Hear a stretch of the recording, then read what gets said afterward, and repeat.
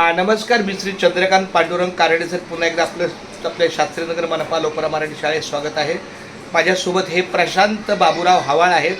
आपल्या धारावी शास्त्रीनगर शाळेच्या ज्या शिक्षिका होत्या 2005 पर्यंत त्यांचे हे चिरंजीव आहेत. दुर्दैवाने 2016ला त्यांचं निधन झालं.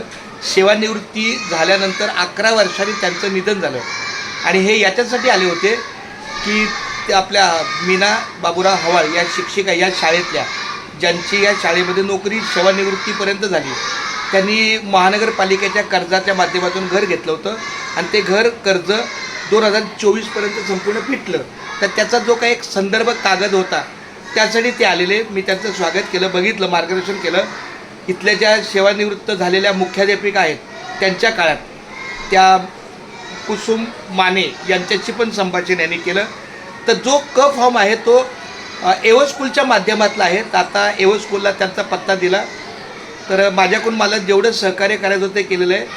बाकी माझ्याकडून तसं काय शिल्लक नाही. तर 2 शब्द तुम्ही बोला.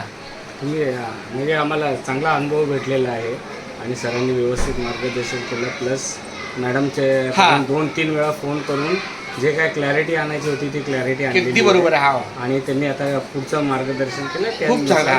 फक्त माझी एकच विनंती आहे की कुठल्याही एक कागद असताना संदर्भ कागद असेल ना तर समोरच्या व्यक्तीला आपल्याला सांगायला जरा सोपं पडतं. तुम्ही वेल एज्युकेटेड, तुम्हाला जास्त सांगण्यात म्हणतात, चाहण्याला जास्त सांगायचं नसतं, पण कागदपत्र असलं की जरा संदर्भ येतो. उदाहरण तुम्ही तुमच्या मोबाईलमधून तुमच्या आईचा सर्व्हिस बुकचा एक पेपर दाखवला, तेव्हा मला कळालं की त्या 2000 तुम्ही मॅडम काय बोलल्या 2015ला त्या रिटायर झाल्या. तर त्या 2015ला नाही 2005ला रिटायर झाल्या असं. आणि मी 2004ला आलो शाळेत. चला, रामकृष्ण.